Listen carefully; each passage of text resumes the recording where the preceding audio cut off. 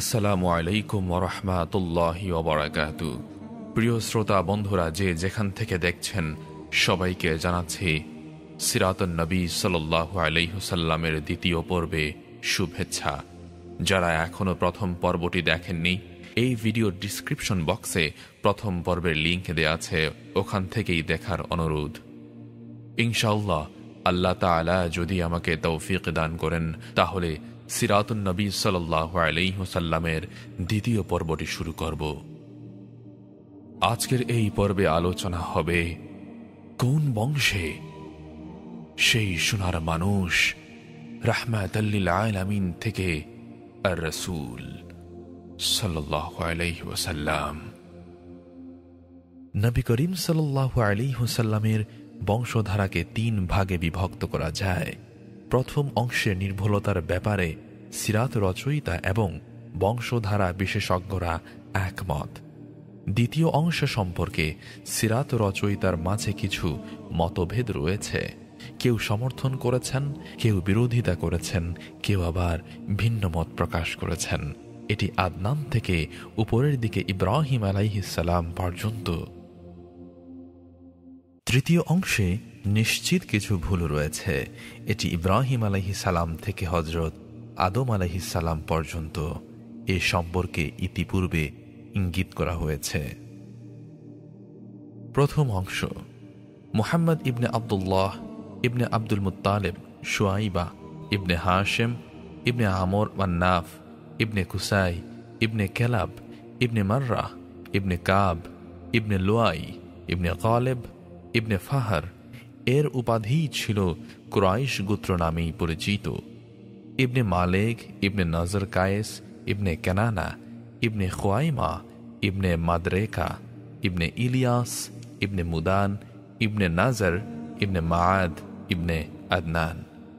দ্বিতীয় অংশ, আদনান থেকে উপরের দিকে, অর্থাৎ আদনান ইবনে হাসিমা সালামান ইবনে আউস ইবনে পোজ ইবনে কামুয়াল ইবনে উবাই আওয়াম ইবনে নাশেদ ইবনে হাজা ইবনে বালদাস ইবনে ইয়াদলাফ ইবনে তারিখ ইবনে জাহিম ইবনে নাহিশ ইবনে মাখি ইবনে আয়েজ ইবনে আকবর ইবনে উবায়দ ইবনে আদ্দায়া ইবনে হামদান ইবনে সুনবার ইবনে ইয়াসরেবি ইবনে ইয়াহাজান ইবনে ইয়ালহান ইবনে আরউইন ইবনে আই ইবনে জায়শান ইবনে আইশার ইবনে আফদান ইবনে আফনাদ ইবনে আইহাম ইবনে মাকসার ইবনে নাহেস ইবনে জারাহ ইবনে সুমাই ইবনে মাজি ইবনে আওয়া ইবনে আরাম ইবনে কায়দার ইবনে ইসমাইল ইবনে ইব্রাহিম আলাইহিস সালাম। তৃতীয় অংশ, হযরত ইসমাইল আলাইহিস সালাম থেকে উপরের দিকে, ইব্রাহিম ইবনে তারাহ ইবনে নাহুর ইবনে সাবেদা ইবনে রাউ ইবনে ফালেজ ইবনে আবের ইবনে শালেখ ইবনে আরফাখশাত ইবনে সাম ইবনে নূহ আলাইহিস সালাম ইবনে লামেক ইবনে মাতুশালাহ ইবনে আখনুখ, মতান্তরে হযরত ইদ্রিস আলাইহিস সালাম ইবনে ইয়াদ ইবনে মাহলায়েল ইবনে কায়নান ইবনে আনুশা ইবনে শীশ ইবনে আদম আলাইহিস সালাম। নবী করিম সাল্লাল্লাহু আলাইহি ওয়াসাল্লাম তাঁর পরদাদা হাশিম ইবনে আব্দে মান্নাফের পরিচয়ে হাশিমি বংশোদ্ভূত হিসেবে পরিচিত। কাজেই হাশেম এবং পরবর্তী কয়েকজনের সংক্ষিপ্ত পরিচয় উল্লেখ করা জরুরি। 1. হাশেম। ইতিপূর্বে আমরা উল্লেখ করেছি যে বনু আব্দে মান্নাফ এবং বনু আব্দুদ দায়েরের মধ্যে পদমর্যাদা বন্টনের ব্যাপারে সমঝোতা ছিল। এই সমঝোতার প্রেক্ষিতে এদিকে সালমার গর্ভ থেকে একটি সন্তান ভূমিষ্ঠ হয়। এটা 497 ঈসাই সালের ঘটনা। শিশুর মাথার চুলে ছিল শুভ্রতার ছাপ। এ কারণে সালমা তার নাম রাখেন সায়েবা।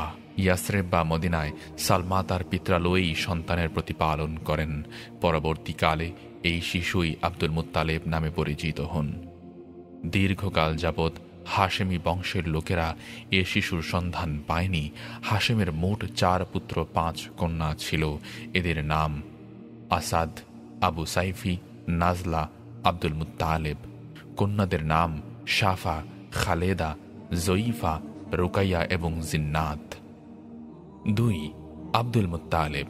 ইতিপূর্বেই উল্লেখ করা হয়েছে যে হাজিদের পানি পান করানো এবং মেহমানদারি করার দায়িত্ব হাশেমের পর তার ভাই মুত্তালেব পেয়েছিলেন।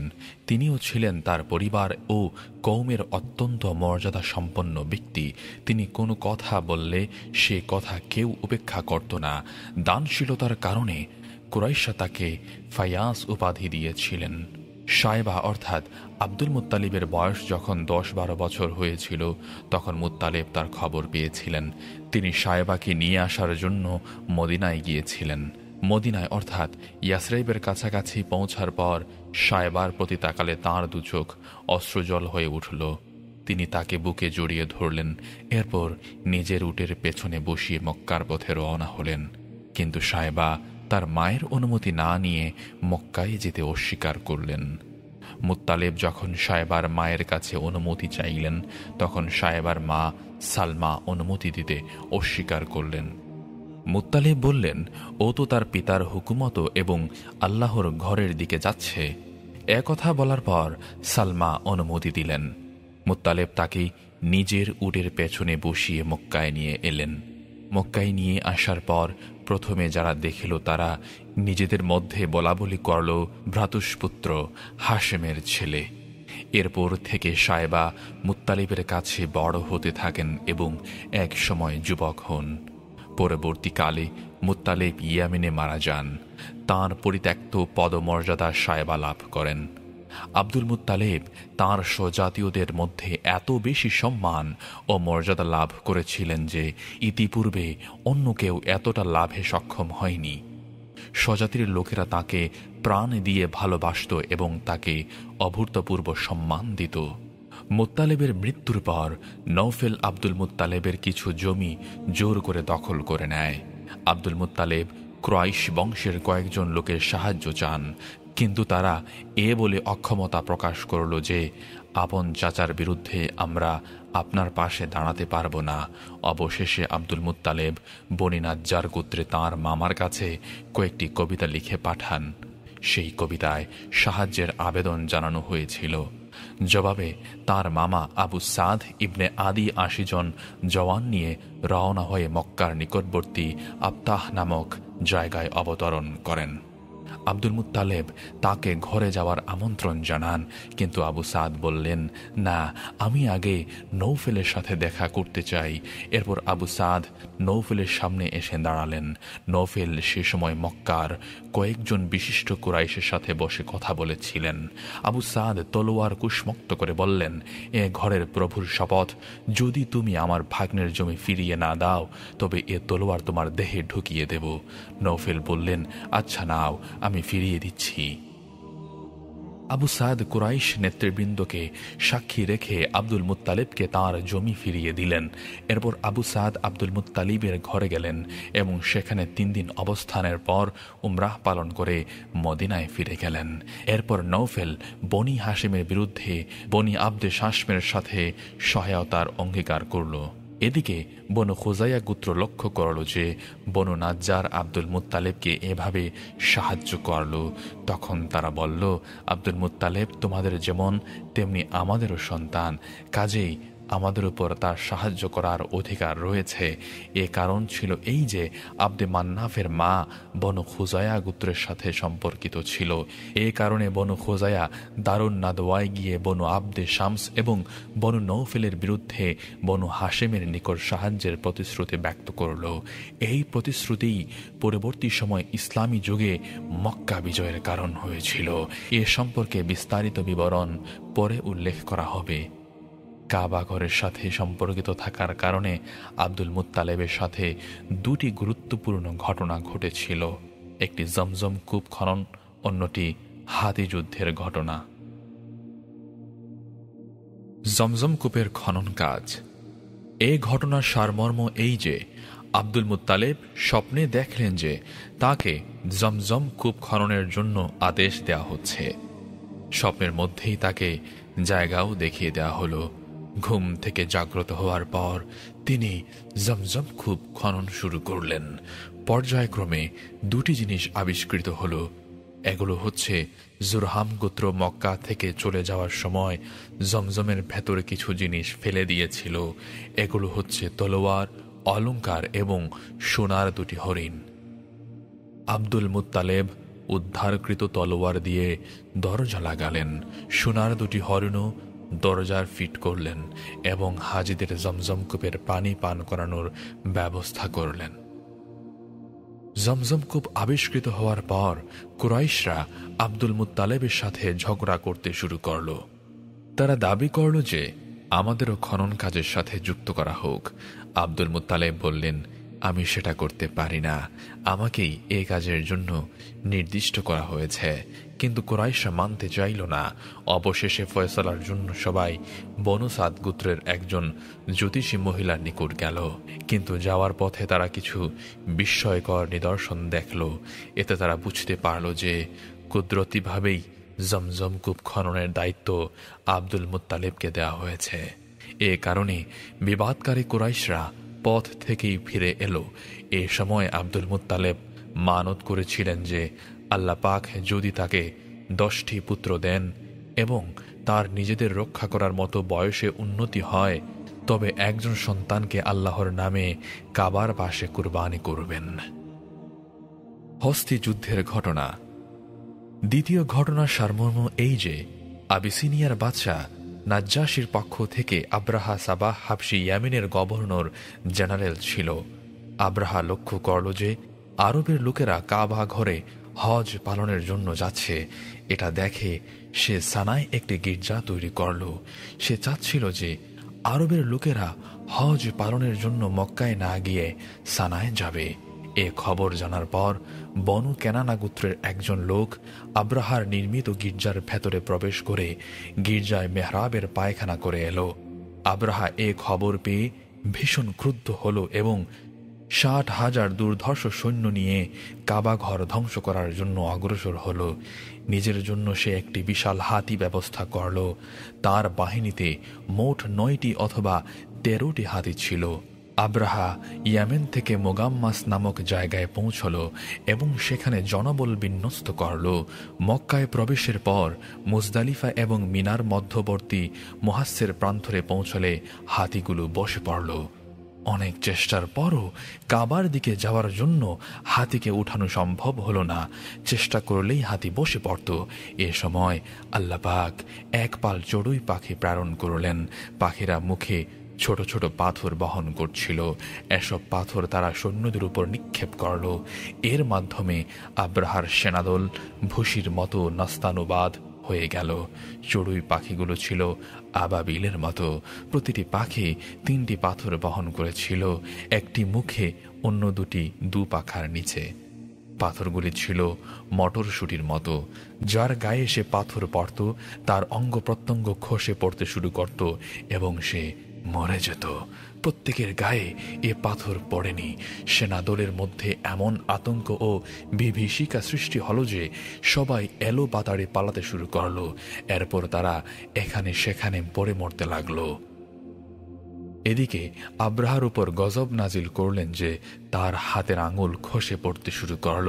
সানায় পৌঁছতে পৌঁছতে তার মৃত্যু ঘনিয়ে এলো। কলিজা ফেটে বাইরে এসে মর্মান্তিকভাবে সে মৃত্যুবরণ করল। আব্রাহার এ হামলার সময় মক্কার অধিবাসীরা প্রাণ ভয়ে পাহাড়ে প্রান্তরে ছড়িয়ে পড়ল এবং পাহাড়ের গুহায় আত্মগোপন করল। সেনাদলের উপর আল্লাহর আযাব অবতীর্ণ হলে তারা নিশ্চিন্তে নিজ নিজ বাড়ি ঘরে ফিরে গেল। এই ঘটনা অধিকাংশ সিরাত রচয়িতার অভিমত অনুযায়ী রাসূলুল্লাহ সাল্লাল্লাহু আলাইহি ওয়াসাল্লামের জন্মের 50 অথবা 55 দিন আগে ঘটেছিল। সে সময় ছিল মুহররম মাস। 571 ঈসাই সালের ফেব্রুয়ারির শেষ দিকে অথবা মার্চের শুরুতে এ ঘটনা ঘটেছিল। প্রকৃতপক্ষে আল্লাহ পাক তার নবী এবং পবিত্র ঘর কাবা শরীফকে কেন্দ্র করে এই ভূমিকা স্বরূপ এ ঘটনা ঘটিয়েছিলেন। যেমন 587 সালে বখতে নসর মাকদেস দখল করে তা অধিকার করেছিল। এর আগে 70 সালে রোমকরা বাইতুল মাকদেস দখল করেছিল। পক্ষান্তরে কাবার উপর খ্রিস্টানরা কখনোই আধিপত্য বিস্তার করতে পারেনি, অথচ সে সময় ঈসাই বা খ্রিস্টানরা ছিল আল্লাহর বিশ্বাসী মুসলমান এবং কাবার অধিকারীরা ছিল পৌত্তলিক। হস্তিযুগের ঘটনা সংঘটিত হওয়ার পরপরই অল্প সময়ের মধ্যে তদানীন্তন উন্নত দেশ হিসেবে পরিচিত রোম এবং পারস্যে এ খবর পৌঁছে গিয়েছিল, কেননা মক্কার সাথে রোমকদের ঘনিষ্ঠ সম্পর্ক ছিল। অন্যদিকে রোমকদের উপর পারসিকদের সবসময় নজর থাকত। রোমক এবং তাদের শত্রুদের যাবতীয় ঘটনা পারস্য বা পারসিকরা পর্যবেক্ষণ করত। এ কারণেই দেখা যায় যে আব্রাহার পতনের পরপরই পারস্যবাসীরা ইয়েমেন দখল করে নেয়। সে সময়কার বিশ্বে পারস্য এবং রোম যেহেতু উন্নত ও সভ্য দেশ হিসেবে পরিচিত ছিল, এ কারণে বিশ্ব মানবের দৃষ্টি কাবার প্রতি নিবদ্ধ হল। কাবা ঘরের মর্যাদা ও শ্রেষ্ঠত্বের সুস্পষ্ট প্রমাণ তারা প্রত্যক্ষ করল।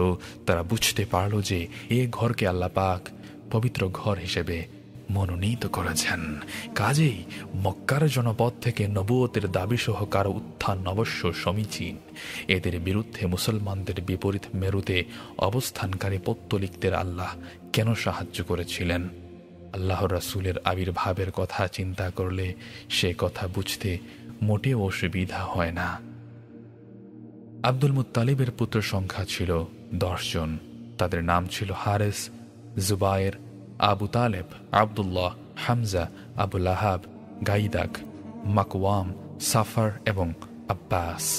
কেউ কেউ বলেছেন 11 জন।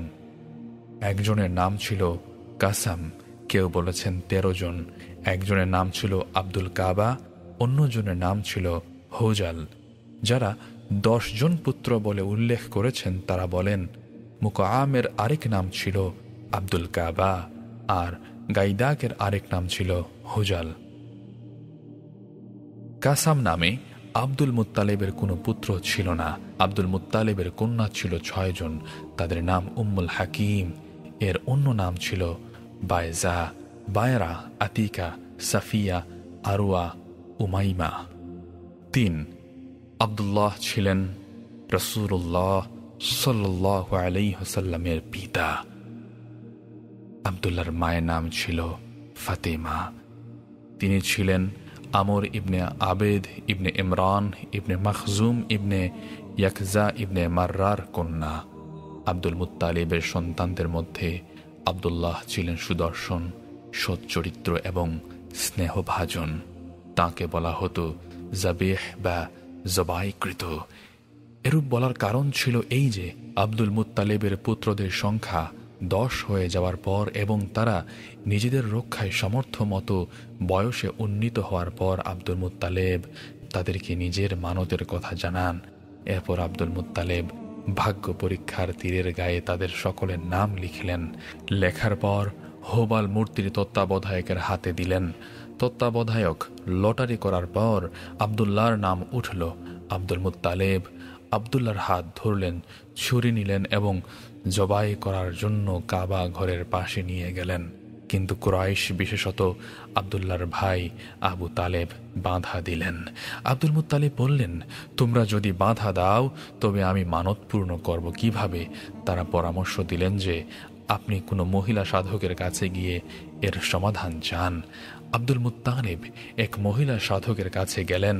সেই সাধক আব্দুল্লাহর এবং 10টি উটের নাম লিখে লটারি করার পরামর্শ দিলেন, তবে বললেন যে যদি আব্দুল্লাহর নাম না উঠে তবে 10টি করে উট বাড়তে থাকবে যতক্ষণ পর্যন্ত আল্লাহ খুশি না হন। এরপর যতটি উটের নাম লটারিতে উঠবে ততটি উট জবাই করবেন। আব্দুল মুত্তালিব ফিরে গিয়ে কুরা অর্থাৎ লটারি করতে শুরু করলেন। প্রথম 10টিতে আব্দুল্লাহর নাম এলো না। এরপর 10টি করে বাড়তে লাগলো। 100 উট হওয়ার পর আব্দুল্লাহর নাম উঠল। আব্দুল মুত্তালিব 100 উট জবাই করলেন এবং সেখানেই ফেলে রাখলেন। মানুষ এবং পশু কারো জন্য বাধা ছিল না। এ ঘটনার আগ পর্যন্ত কুরাইশ এবং আরবদের মধ্যে রক্তঋণের পরিমাণ ছিল 10টি উট, কিন্তু এ ঘটনার পর তার পরিমাণ বাড়িয়ে 100 উট করা হলো। ইসলামও এ পরিমাণ অব্যাহত রাখে। নবী করিম সাল্লাল্লাহু আলাইহি ওয়াসাল্লাম বলেছেন, আমি 2 জন জবিহের সন্তান, একজন ইসমাঈল আলাইহিস সালাম, অন্যজন আমার পিতা আব্দুল্লাহ। আব্দুল মুত্তালেব তাঁর পুত্র আব্দুল্লাহর বিয়ের জন্য আমেনাকে মনোনীত করেন। আমেনা ছিলেন ওয়াহাব ইবনে আব্দে মান্নাফ ইবনে জোহরা ইবনে কেলাবের কন্যা। এরা বংশমর্যাদার দিক থেকে কুরাইশদের মধ্যে সর্বোত্তম বলে বিবেচিত হতো। আমিনার পিতা বংশমর্যাদা এবং আভিজাত্যের দিক থেকে বনু জোহরা গোত্রের সর্দার ছিলেন। বিবি আমেনা বিয়ের পর পিত্রালয় থেকে বিদায় নিয়ে স্বামীগৃহে আগমন করেন। কিছুদিন পর আব্দুল মুত্তালেব আব্দুল্লাহকে খেজুর আনয়নের জন্য মদিনায় পাঠান। আব্দুল্লাহ সেখানে ইন্তেকাল করেন। কোনো কোনো সিরাত রচয়িতা লিখেছেন যে আব্দুল্লাহ ব্যবসার উদ্দেশ্যে সিরিয়া গিয়েছিলেন। কুরাইশদের একটি বাণিজ্য কাফেলার সাথে মক্কায় ফিরে আসার সময় অসুস্থ হয়ে মদিনায় অবতরণ করেন এবং সেখানে ইন্তেকাল করেন। নাবেগা জাআদির বাড়িতে তাকে দাফন করা হয়। সে সময় তার বয়স ছিল 25 বছর। অধিকাংশ ঐতিহাসকদের মতে আল্লাহর রাসূল সাল্লাল্লাহু আলাইহি ওয়াসাল্লাম তখনও জন্মগ্রহণ করেননি। কারো কারো মতে রাসূলুল্লাহ সাল্লাল্লাহু আলাইহি ওয়াসাল্লামের জন্ম তার পিতার ইন্তেকালের 2 মাস আগে হয়েছিল। স্বামী মৃত্যুর সংবাদ পাওয়ার পর আমেনা বেদনামথিত কণ্ঠে আবৃত্তি করলেন, বাথার জমিন হাশেমের বংশধর থেকে খালি হয়ে গেছে। মৃত্যু তাকে এক ডাক দিয়েছে এবং তিনি আমি হাজির বলেছেন। তিনি রাঙ্গ ও খুরুশের মধ্যবর্তী এক জায়গায় শায়িত রয়েছেন। মৃত্যু এখন ইবনে হাশেমের মতো কোনো লোক রেখে যায়নি। সেই বিকেলের কথা মনে পড়ে যখন তাকে লোকেরা খাটিয়ায় তুলে নিয়ে গিয়েছিল। মৃত্যু যদিও তার অস্তিত্ব মুছে দিয়েছে, কিন্তু তার কীর্তি মুছে দিতে পারবে না। তিনি ছিলেন বড় দাতা এবং দয়ালু। মৃত্যুকালে যেসব জিনিস রেখে গিয়েছিলেন সেসব হচ্ছে 5টি উট, 1 পাল বকরি, একটি হাবশী দাসী। সেই দাসীর নাম ছিল বরকত। কুনিয়াত ছিল উম্মে আয়মন। তিনি রাসূলুল্লাহ সাল্লাল্লাহু আলাইহি ওয়াসাল্লামকে দুধ খাইয়েছিলেন। এখন আলোচনা হবে আল্লাহর রাসূলের জন্ম ও পবিত্র জীবনের 40 বছর। রাসূলুল্লাহ সাল্লাল্লাহু আলাইহি ওয়াসাল্লাম মক্কায় বনি হাশেম বংশে 9 রবিউল আউয়াল সোমবার জন্মগ্রহণ করেন। সেই বছরেই হাতির যুদ্ধের ঘটনাটি ঘটেছিল। সেই সময় সম্রাট নৌশেরওয়ার সিংহাসনে আরোহণের 40 বছর পূর্ণ হয়েছিল। জন্ম তারিখ ছিল 20 অথবা 22 এপ্রিল 551 ঈসাই সাল। ইবনে সাদের বর্ণনা রয়েছে যে রাসূলুল্লাহ সাল্লাল্লাহু আলাইহি ওয়াসাল্লামের মাতা বলেছেন, যখন তিনি জন্মগ্রহণ করেন তখন দেহ থেকে একটি নূর বের হল। সেই নূর দ্বারা শাম দেশের মহল উজ্জ্বল হয়ে গেল। ইমাম আহমদ হযরত এরবাজ ইবনে সারিয়া থেকে প্রায় একই ধরনের একটি বর্ণনা উল্লেখ করেছেন। কোনো কোনো বর্ণনায় উল্লেখ করা হয়েছে যে নবুয়তের পটভূমি হিসেবে আল্লাহর রাসূলের জন্মের সময় কিছু কিছু ঘটনা প্রকাশ পেয়েছিল। কিসরার রাজপ্রাসাদের 14টি পিলার ধসে পড়েছিল। অগ্নি উপাসকদের অগ্নিকুণ্ড নিভে গিয়েছিল। বহিরার গির্জা ধ্বংস হয়ে গিয়েছিল। এটি ছিল রায়হাকির বর্ণনা, কিন্তু মুহাম্মদ গাজ্জালি এ বর্ণনা সমর্থন করেননি। জন্মের পর তার মা তার দাদা আব্দুল মুত্তালেবের কাছে পৌত্রের জন্মের সুসংবাদ দিলেন। তিনি খুব খুশি হলেন এবং সানন্দভাবে তাকে কাবা ঘরে নিয়ে গিয়ে আল্লাহর দরবারে দোয়া করলেন এবং আল্লাহর শুকরিয়া আদায় করলেন। এ সময় তিনি তার নাম রাখলেন মুহাম্মদ। এ নাম ছিল আরবদের নামের তালিকায় অভিনব। অতঃপর আরবের নিয়ম অনুযায়ী 7ম দিনে খতনা করলেন। মায়ের পর তাকে আবু লাহাবের দাসী সাউবিয়া দুধ পান করান। সে সময় সাউবিয়ার কোলের শিশুর নাম ছিল মাসরুহ। সাউবিয়া তার আগে হামজা ইবনে আব্দুল মুত্তালেব এবং তার পরে আবু সালমা সামা ইবনে আব্দুল আসাদ মাখজুমিকে দুধ পান করিয়েছিলেন। বনি সাদ গোত্রের অবস্থান। আরবের শহরের নাগরিকদের রীতি ছিল যে তারা নিজেদের শিশুদের শহরে অসুখে বিসুখে থেকে ভালো রাখার জন্য দুধ পান করানোর কাজে নিয়োজিত বেদুইন নারীদের কাছে পাঠাতেন। এতে শিশুদের দেহ মজবুত এবং শক্তিশালী হয়ে গড়ে উঠত। এছাড়া এর আরেক উদ্দেশ্য ছিল যেন সেই দুধ পানের সময়েই যেন তারা বিশুদ্ধ আরবি ভাষা শিক্ষা করতে পারে। এর রীতি অনুযায়ী আব্দুল মুত্তালেব ধাত্রীর খোঁজ করলেন এবং তার দৌহিত্রকে হালিমা বিনতে আবু জুয়াইবের হাতে দিলেন। এ মহিলা ছিলেন বনি সাদ ইবনে বকরের অন্তর্ভুক্ত। তার স্বামীর নাম ছিল হারিস ইবনে আব্দুল ওয়াজ্জাহ, ডাকনাম ছিল আবু কাপসা। তিনিও ছিলেন বনি সাদ গোত্রের মানুষ। হারিসের সন্তানরা রাসূলুল্লাহ সাল্লাল্লাহু আলাইহি ওয়াসাল্লামের সম্পর্কের কারণে তার দুধ ভাই ও বোন ছিল। তাদের নাম হল আব্দুল্লাহ, আনিসা, হুজাফা বা জুজামা। হালিমার উপাধি ছিল শায়মা এবং এ নামেই তিনি বেশি বিখ্যাত ছিলেন। তিনি আল্লাহর রাসূলকে বুকের দুধ খাওয়াতেন এবং তিনি ছাড়া আবু সুফিয়ান ইবনে হারিস ইবনে আব্দুল মুত্তালেব, যিনি রাসূলুল্লাহ সাল্লাল্লাহু আলাইহি ওয়াসাল্লামের চাচাতো ভাই ছিলেন, তিনিও হালিমার মাধ্যমে তাঁর দুধ ভাই ছিলেন। তার চাচা হামজা ইবনে আব্দুল মুত্তালেবও দুধ পানের জন্য বনু সাদ গোত্রের একজন মহিলার কাছে ন্যস্ত হয়েছিলেন। বিবি হালিমার কাছে থাকার সময় এ মহিলাও একদিন আল্লাহর রাসূলকে দুধ পান করিয়েছিলেন। এ হিসেবে তিনি এবং হামজা উভয়ে দুসূত্রে রেজাই ভাই বা দুধ ভাই ছিলেন। একদিকে সাউবিয়ার সূত্রে, অন্যদিকে বনু সাদ গোত্রের এ মহিলার সূত্রে। দুধ পান করানোর সময় হযরত হালিমা নবী করিম সাল্লাল্লাহু আলাইহি ওয়াসাল্লামের বরকতের এমন ঘটনা প্রত্যক্ষ করেছিলেন যে বিস্ময় হতবাক হয়ে গিয়েছিলেন। বিস্তারিত বিবরণ তাঁর মুখেই শোনা যাক। ইবনে ইসহাক বর্ণনা মতে হযরত হালিমা বলেন, আমি আমার স্বামীর সাথে আমাদের দুগ্ধপুষ্য শিশুসহ বনি সাদ গোত্রের কয়েকজন মহিলার সঙ্গে নিজেদের শহর ছেড়ে বের হলাম। সেটি ছিল দুর্ভিক্ষের বছর, চারদিকে অভাব অনটন। আমি একদিন মাদি গাধার পিঠে সওয়ার ছিলাম।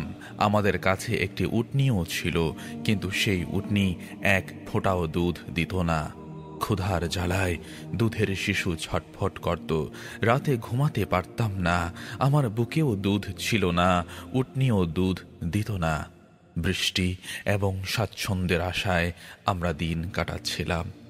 মাদি গাধার পিঠে সওয়ার হয়ে বাড়ি থেকে যাওয়ার সময় গাধা এত ধীরে ধীরে চলতে লাগলো যে কাফেলার সবাই বিরক্ত হয়ে গেল। গ্রহণ করার জন্য পেশ করা হলো, কিন্তু পিতৃহীন অর্থাৎ এতিম হওয়ায় সবাই তাকে গ্রহণ করতে অস্বীকার করল, কেননা সবাই সন্তানের পরিবার থেকে ভালো পারিশ্রমিকের আশা করছিল। একজন বিধবা মা কি আর দিতে পারবে?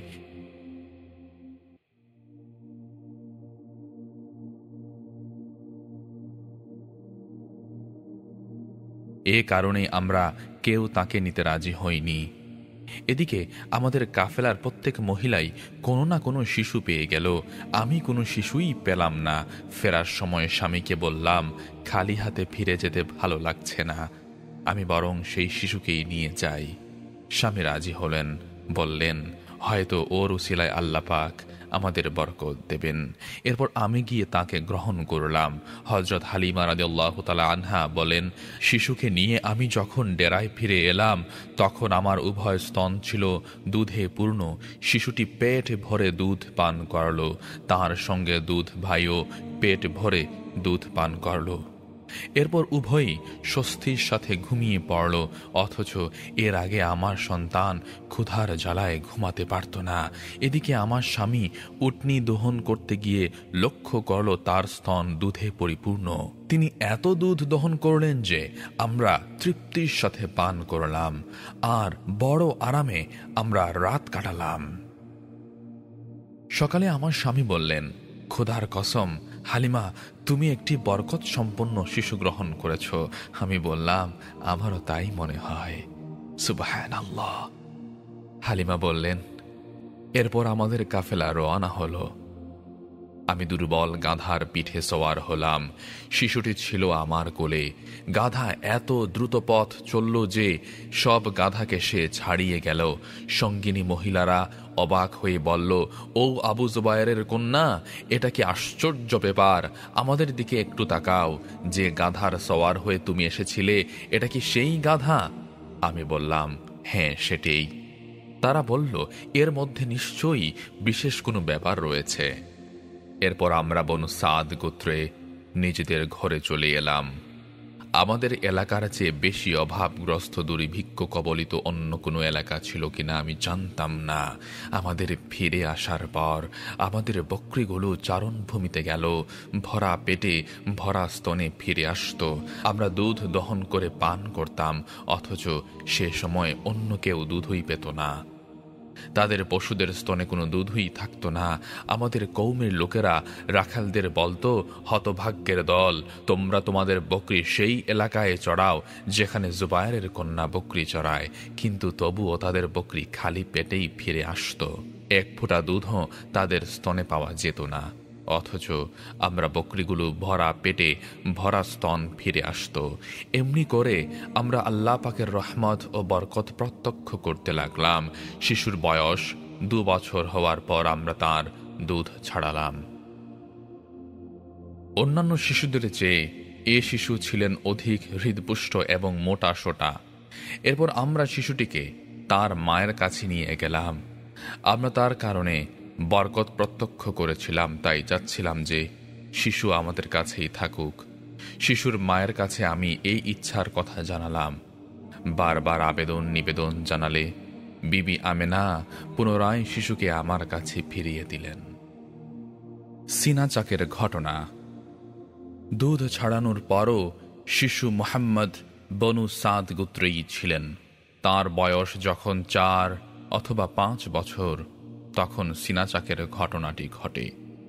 অধিকাংশ সিরাত রচয়িতা এ অভিমত ব্যক্ত করেছেন, কিন্তু ইবনে ইসহাকের বর্ণনা থেকে জানা যায় যে 3 বছর বয়সে এ ঘটনা ঘটেছিল।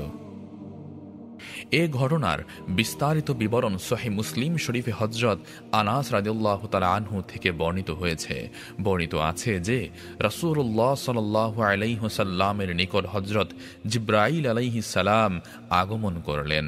এ সময় আল্লাহর রাসূল শিশুদের সাথে খেলা করছিলেন। জিবরাইল তাকে শুয়ে বুক চিরে দিল বের করলেন। তারপর দিল থেকে একটি অংশ বের করে বললেন, এটা তোমার মধ্যে শয়তানের অংশ। এরপর দিল একটি তসতরিতে রেখে জমজম কূপের পানি দিয়ে ধুয়ে দিলেন। তারপর যথাযথ স্থানে তা স্থাপন করলেন। অন্য শিশুরা ছুটে গিয়ে বিবি হালিমার কাছে বলল, মুহাম্মদকে মেরে ফেলা হচ্ছে। পরিবারের লোকেরা ছুটে এলো, এসে দেখল তিনি বিবর্ণ মুখে বসে আছেন। মায়ের স্নেহে ও দাদার আদরে। এই ঘটনার পর বিবি হালিমা ভীত হয়ে পড়লেন। তিনি শিশুকে তার মায়ের কাছে ফিরিয়ে দিয়ে এলেন। 6 বছর বয়স পর্যন্ত তিনি মায়ের স্নেহ ছায়ায় কাটালেন। এদিকে হযরত আমেনার ইচ্ছে হল যে তিনি পরলোকগত স্বামীর কবর জিয়ারত করবেন। পুত্র মুহাম্মদ, দাসী উম্মে আয়মন এবং শ্বশুর মুত্তালিবকে সঙ্গে নিয়ে তিনি প্রায় 500 কিলোমিটার পথ পাড়ি দিয়ে মদিনায় পৌঁছলেন। 1 মাস সেখানে অবস্থানের পর মক্কার পথে রওনা হলেন। মক্কা ও মদিনার মাঝামাঝি আবওয়া নামক জায়গায় এসে বিবি আমেনা গুরুতর অসুস্থ হয়ে পড়লেন। ক্রমেই এই অসুখ বেড়ে কর্ম তাকে আনন্দ দিত। বয়স 8 বছর 2 মাস 10 দিন পর তার দাদার স্নেহের ছায়া উঠে গেল। তিনি ইন্তেকাল করলেন। মৃত্যুর আগে তিনি নিজের পুত্র আবু তালেবকে ওসিয়ত করে গেলেন, তিনি যেন তাঁর ভ্রাতুষ্পুত্রের বিশেষভাবে যত্ন নেন। আবু তালেব এবং আব্দুল্লাহ ছিলেন একই মায়ের সন্তান। চাচার স্নেহ ছায়ায় আবু তালেব তাঁর ভ্রাতুষ্পুত্রকে গভীর স্নেহ মমতার সাথে প্রতিপালন করেন, তাকে নিজ সন্তানের অন্তর্ভুক্ত করে নেন, বরং নিজ সন্তানের চেয়ে বেশি স্নেহ করতেন। 40 বছরের বেশি সময় পর্যন্ত ভ্রাতুষ্পুত্রকে সহায়তা দেন। আবু তালেব প্রিয় ভ্রাতুষ্পুত্রের স্বার্থের প্রতি লক্ষ্য রেখেই মানুষের সাথে শত্রুতা মিত্রতার বন্ধন স্থাপন করতেন। আল্লাহর রহমতের সন্ধানে ইবনে আসকের জালহামা ইবনে আরাফাতের বর্ণনায় উল্লেখ করেছেন যে, আমি মক্কায় এলাম, চারদিকে দুর্ভিক্ষ, অনাবৃষ্টির ফলেই এর সৃষ্টি হয়েছে। কুরাইশ বংশের লোকেরা বৃষ্টির আশায় দোয়া করার জন্য আবু তালেবের কাছে আবেদন জানাল। আবু তালেব একটি বালককে সঙ্গে নিয়ে বের হলেন। বালকটিকে দেখে মেঘে ঢাকা সূর্য মনে হচ্ছিল। আশেপাশে অন্যান্য বালকও ছিল। আবু তালেব সেই বালককে সঙ্গে নিয়ে কাবা ঘরের সামনে গেলেন। বালকের পিঠ কাবার দেয়ালের সাথে লাগিয়ে দিলেন। বালক তাঁর হাতে আঙ্গুল রাখল। আকাশে এক টুকরো মেঘও ছিল না, কিন্তু অল্পক্ষণের মধ্যেই সমগ্র আকাশ মেঘে ছেয়ে এবং মুষলধারে বৃষ্টি শুরু হল। শহর প্রান্তর সজীব উর্বর হয়ে গেল। পরবর্তীকালে আবু তালেব এ ঘটনার প্রতি ইঙ্গিত করে বলেছিলেন, তিনি সুদর্শন, তার চেহারা থেকে বৃষ্টি করুণা প্রত্যাশা করা হয়। তিনি এতিমদের আশ্রয়, তিনি বিধবাদের রক্ষাকারী। পাদ্রী বুহাইরা। নবী মুহাম্মদ সাল্লাল্লাহু আলাইহি ওয়াসাল্লামের বয়স যখন 12 বছর, মতান্তরে 12 বছর 2 মাস 10 দিন হল, তখন আবু তালেব তাঁকে সঙ্গে নিয়ে ব্যবসার উদ্দেশ্যে সিরিয়ায় রওনা হলেন। বসরার পৌঁছার পর এক জায়গায় তাঁবু স্থাপন করলেন। সে সময় আরব উদ্বীপের রোম অধিকৃত রাজ্যের রাজধানী সেরা ছিল। সেই শহরে জার্জিস নামে একজন পাদ্রী ছিলেন। তিনি বুহাইরা নামে পরিচিত ছিলেন। কাফেলা তাঁবু স্থাপনের পরে বুহাইরা গির্জা থেকে বের হয়ে কাফেলার লোকদের কাছে এলেন এবং তাদের মেহমানদারি করলেন। অথচ পাদ্রী বুহাইরা কখনো তার গির্জা থেকে বের হতেন না। তিনি রাসূলুল্লাহ সাল্লাল্লাহু আলাইহি ওয়াসাল্লামকে চিনে ফেললেন এবং তার হাত ধরে বললেন, তিনি সাইয়্যিদুল মুরসালিন। আল্লাহ পাক একে রাহমাতাল লিল আলামিন হিসেবে প্রেরণ করবেন। আবু তালেব বুহাইরাকে জিজ্ঞেস করলেন, আপনি এটা কিভাবে বুঝলেন? তিনি বললেন, আপনারা এই এলাকায় আসার পর এ বালকের সম্মানে এখানকার সব গাছপালা এবং পাথর সিজদায় নত হয়েছে। এরা নবী ছাড়া অন্য কাউকে সিজদা করে না। তাছাড়া মোহরে নবুয়াতের দ্বারা আমি তাকে চিনতে পেরেছি। তার কাঁধের নিচে নরম হাড়ের পাশে এটি সেব ফলের মতো মজুদ রয়েছে। তার উল্লেখ আমরা আমাদের ধর্মীয় গ্রন্থে দেখেছি। এরপর পাত্রী বুহাইরা আবু তালেবকে বললেন, ওকে মক্কায় ফেরত পাঠিয়ে দিন, সিরিয়ায় নেবেন না, ইহুদিরা ওর ক্ষতি করতে পারে। এই পরামর্শ অনুযায়ী আবু তালেব কয়েকজন ভৃত্যের সঙ্গে প্রিয় ভ্রাতুষ্পুত্রকে মক্কায় পাঠিয়ে দিলেন। তিরমিজি সহ অন্যান্য গ্রন্থে উল্লেখ রয়েছে যে তিনি বেলালের সাথে মক্কায় ফিরে যান, কিন্তু এটা ভুল। বেলালের তখনও জন্মই হয়নি। তার জন্ম হয়ে থাকলেও তিনি আবু তালেব আবু বকরের সাথে পরিচিত ছিলেন না। ফুজারের যুদ্ধ। রাসূলুল্লাহ সাল্লাল্লাহু আলাইহি ওয়াসাল্লামের বয়স যখন 15 বছর, তখন ফুজারের যুদ্ধ শুরু হয়। ওই যুদ্ধে একদিকে কুরাইশ ও তাদের সাথে ছিল বনু কেনানা, অন্যদিকে ছিল কয়েস আয়নাল। কুরাইশ ও কেনানার প্রধান ছিল হারব ইবনে উমাইয়া। বয়স এবং বংশমর্যাদার কারণে কুরাইশদের নিকট সে সম্মানের পাত্র ছিল। বনু কেনানাও তাকে সম্মান করত। যুদ্ধের প্রথম প্রহরে কেনানার উপর কয়েসের পাল্লা ভারী ছিল, কিন্তু দুপুর হতে না হতেই কয়েসের উপর কেনানার পাল্লা ভারী হয়ে গেল। এ যুদ্ধকে ফুজ্জারের যুদ্ধ এ কারণেই বলা হয়, যেহেতু এ যুদ্ধ হরম বা হারাম মাস উভয়ের নিষেধাজ্ঞা তুলে নেওয়া হয়েছিল।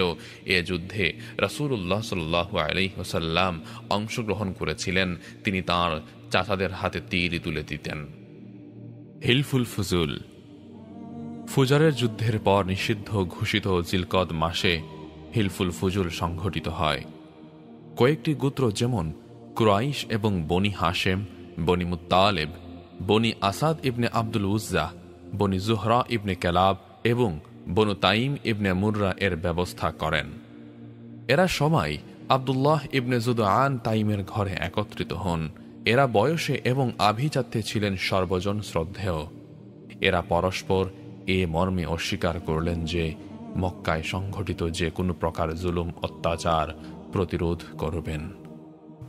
হোক মক্কার অধিবাসী বা বাইরের কেউ অত্যাচারিত হলে তার অত্যাচারের প্রতিকার করে তার অধিকার তাকে ফিরিয়ে দেয়া হবে।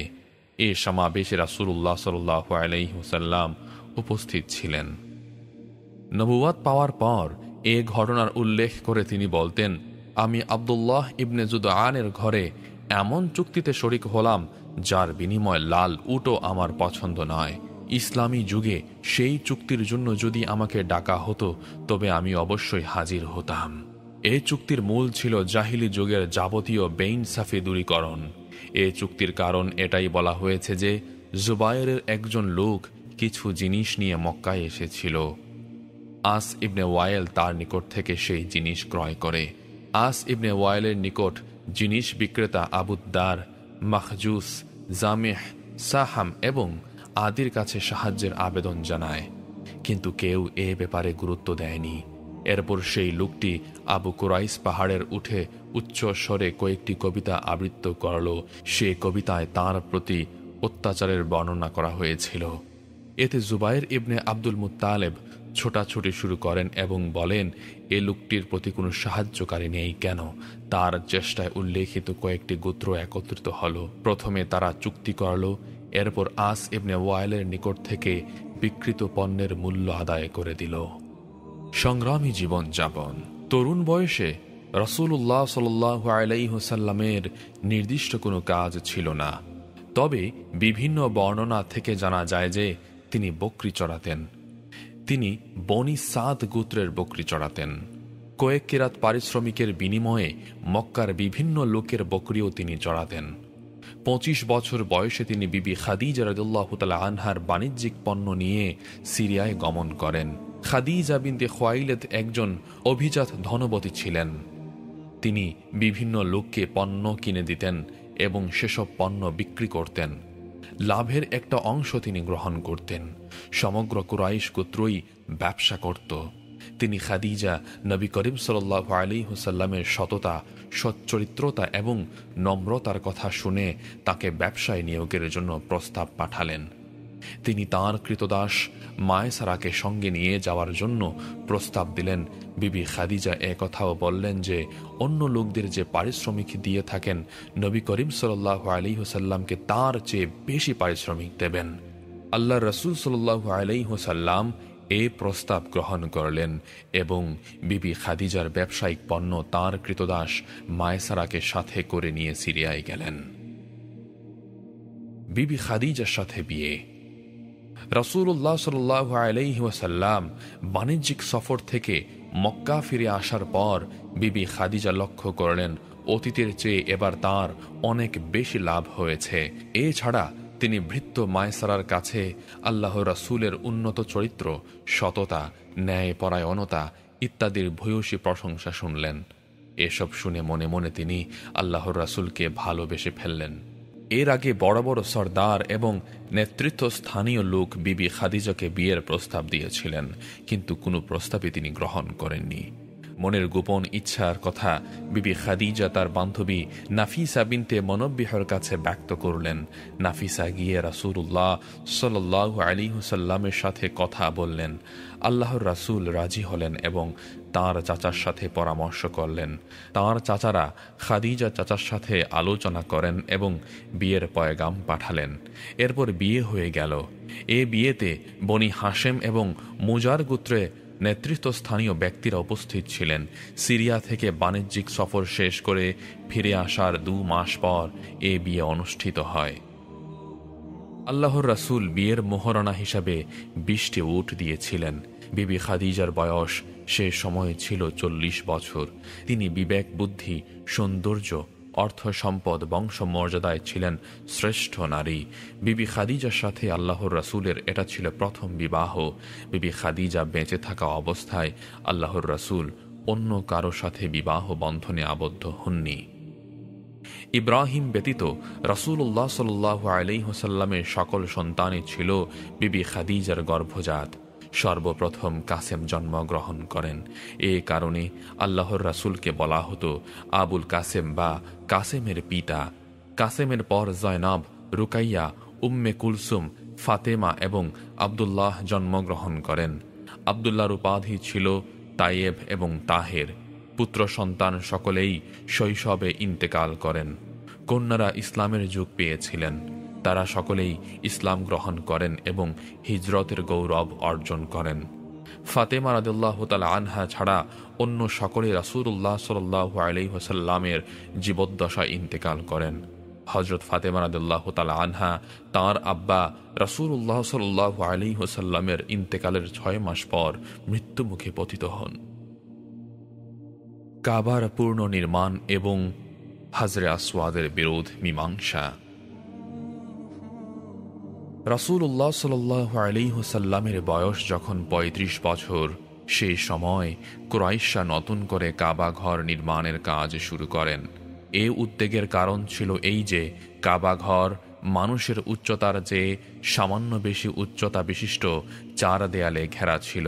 ইসমাঈল আলাইহিস সালামের জামানায় এসব দেয়ালের উচ্চতা ছিল 9 হাত এবং উপরে কোনো ছাদ ছিল না। এই অবস্থায় সুযোগ নিয়ে কিছু দুর্বৃত্ত চোর ভেতরের সম্পদ চুরি করে। তাছাড়া নির্মাণের পর দীর্ঘকাল কেটে গেছে, ইমারত পুরনো হয়ে পড়েছিল এবং দেয়ালে ফাটল ধরেছিল।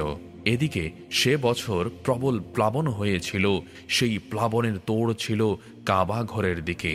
এসব কারণে কাবা ঘর যে কোনো সময় ধসে পড়ার আশঙ্কা ছিল। তাই কুরাইশরা কাবা ঘর নতুন করে নির্মাণের প্রয়োজনীয়তা অনুভব করল।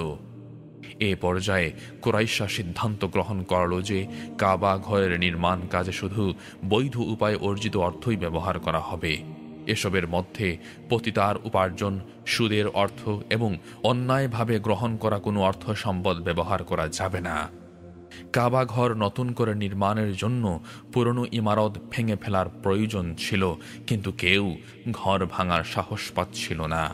অবশেষে ওলীদ ইবনে মুগীরা মাখজামি প্রথমে ভাঙতে শুরু করল। সবাই যখন লক্ষ্য করল যে ওলীদের উপর কোনো বিপদ আপতিত হয়নি, তখন সবাই ভাঙার কাজে অংশগ্রহণ শুরু করল।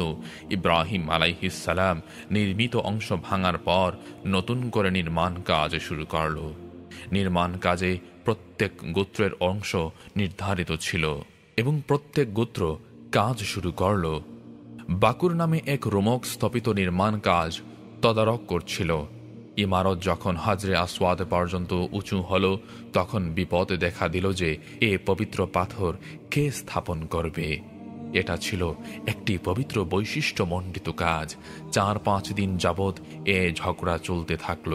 এ ঝগড়া মারাত্মক রূপ ধারণ করল যে খুন খারাপি হয়ে যাওয়ার আশঙ্কা দেখা দিল। আবু উমাইয়া মাখজুমি এ বিবাদ ফয়সালার একটা উপায় এভাবে বের করলেন যে আগামীকাল প্রত্যুষে মসজিদে হারামে দরজা দিয়ে যিনি প্রবেশ করবেন তার ফয়সালা সবাই মেনে নেবে। এ প্রস্তাব সবাই গ্রহণ করল। পরদিন প্রত্যুষে রাসূলুল্লাহ সাল্লাল্লাহু আলাইহি ওয়াসাল্লাম সর্বপ্রথম কাবা ঘরে প্রবেশ করলেন। মুহাম্মদ সাল্লাল্লাহু আলাইহি ওয়াসাল্লামকে দেখে সবাই বলে উঠল, হাযাল আমিনু রাদিনাহু হাযা মুহাম্মদ।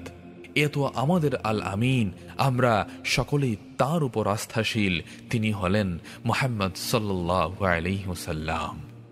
সুবহানাল্লাহ। এরপর তাকে বিচারক মনোনীত করা হলো। আল্লাহর রাসূল সাল্লাল্লাহু আলাইহি ওয়াসাল্লাম একখানি চাদর মাটিতে বিছিয়ে নিজ হাতে চাদরের উপর পাথর রাখলেন। তারপর বিবদমান গোত্রসমূহের সে চাদরের অংশ ধরে পাথর যথাস্থানে নিয়ে যেতে বললেন। তারা তাই করলেন। নির্ধারিত জায়গায় চাদর নিয়ে যাওয়ার পর আল্লাহর রাসূল নিজ হাতে পাথর যথাস্থানে স্থাপন করলেন। এ ফয়সালা ছিল অত্যন্ত বিবেকসম্মত এবং বুদ্ধিদীপ্ত। বিবদমান সকলেই এতে সন্তুষ্ট হল, কারো কোনো অভিযোগ রইল না। এদিকে কুরাইশদের কাছে বৈধ অর্থের অভাব দেখা দিল। এ কারণে তারা উত্তর দিকে কাবার দৈর্ঘ্য প্রায় 6 হাত কমিয়ে দিল। এই অংশকে হেজর বা হাতিম বলা হয়। এ পর্যায়ে কুরাইশরা কাবার দরজা বেশ উঁচু করে দিল, যাতে একমাত্র তাদের অনুমতিপ্রাপ্ত ব্যক্তিই কাবা ঘরে প্রবেশ করতে পারে। দেয়াল 15 হাত উঁচু হওয়ার পর ভেতরে 6 খুঁটি দাঁড় করিয়ে উপরে ছাদ ঢালাই করা হলো। নির্মাণ শেষে কাবা ঘর চতুষ্কোণ আকৃতি লাভ করল। বর্তমানে কাবা ঘরের উচ্চতা 15 মিটার। যে অংশে হজরে আসওয়াদ রয়েছে সে অংশের দেয়াল এবং তার সামনের অর্থাৎ উত্তর ও দক্ষিণ অংশের দেয়াল 10-10 মিটার উচ্চতা সম্পন্ন। হজরে আসওয়াদ মাটি থেকে 1.5 মিটার উচ্চতায় অবস্থিত। যেদিকে দরজা রয়েছে সেদিকে দেয়াল এবং সামনের দিকের অংশ পূর্ব ও পশ্চিম দিকের দেয়াল থেকে 12 মিটার উচ্চ। দরজা মাটি থেকে 2 মিটার উঁচু। দেয়ালের ঘেরাও, এর নিচে চারদিকে চেয়ারের আকৃতি বিশিষ্ট ঘেরাও রয়েছে। এ উচ্চতা 25 সেন্টিমিটার এবং দৈর্ঘ্য 30 সেন্টিমিটার। এটাকে সাজরাওয়ান বলা হয়। এটাও প্রকৃতপক্ষে কাবা ঘরের অংশ, কিন্তু কুরাইশরা এ অংশের নির্মাণ কাজ স্থগিত রাখে। নবুওয়াত পূর্ব জীবন। বিভিন্ন শ্রেণীর মানুষের মধ্যে যেসব গুণ বৈশিষ্ট্য বিচ্ছিন্নভাবে পাওয়া যায়, রাসূলুল্লাহ সাল্লাল্লাহু আলাইহি ওয়াসাল্লামের মধ্যে একইভাবেই সেসব গুণ বৈশিষ্ট্য ছিল। সেগুলো ছিল দূরদর্শিতা, সত্যপ্রিয়তা এবং চিন্তাশীলতার এক সুউচ্চ মিনার। চিন্তার পরিচ্ছন্নতা, পরিপক্কতা, উদ্দেশ্য ও লক্ষ্যের পবিত্রতা তাঁর মধ্যে পূর্ণমাত্রায় বিদ্যমান ছিল। দীর্ঘ সময়ের নীরবতায় তিনি সত্য ও ন্যায়ের পক্ষে আল্লাহর সাহায্য পেতেন।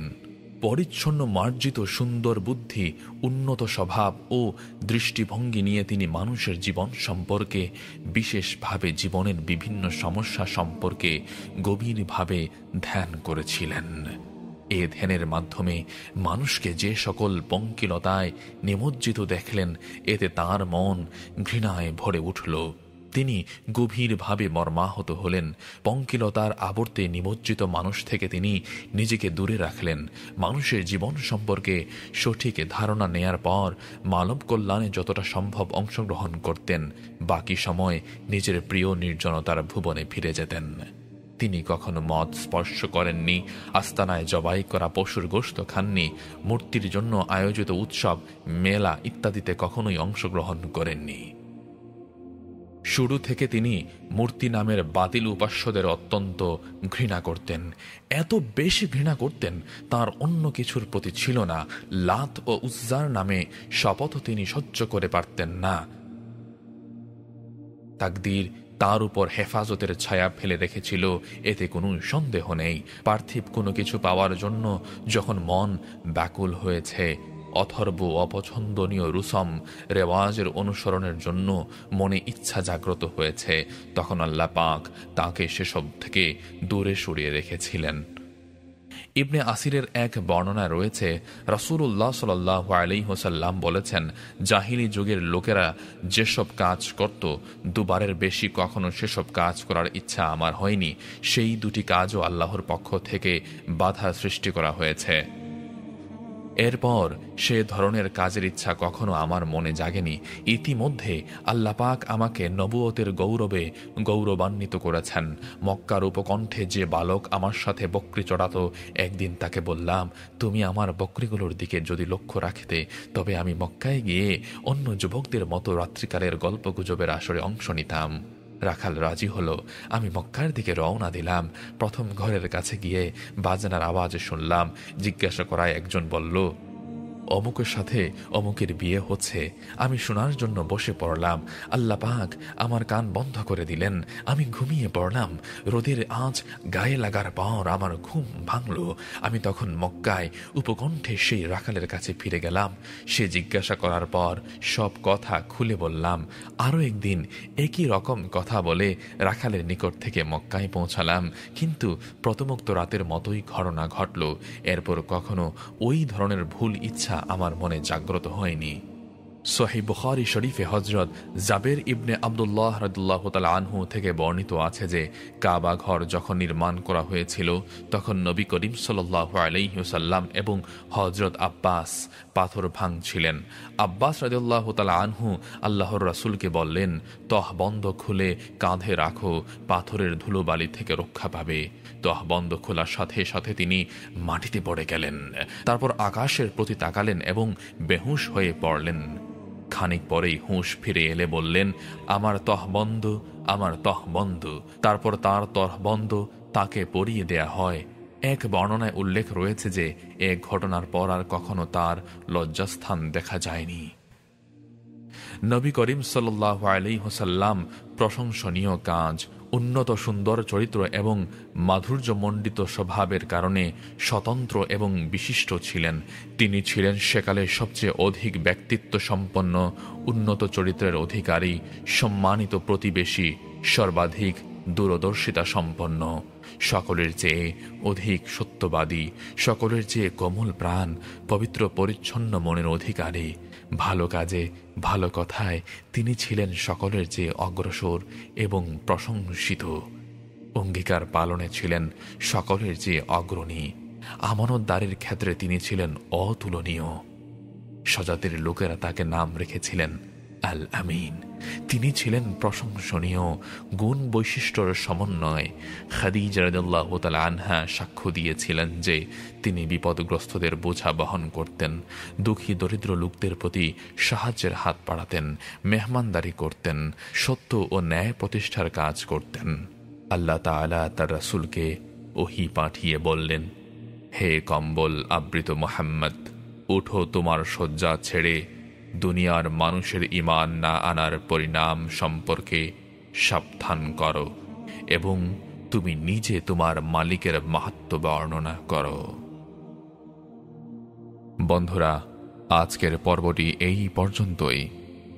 পরবর্তী পর্ব খুব শীঘ্রই আসছে।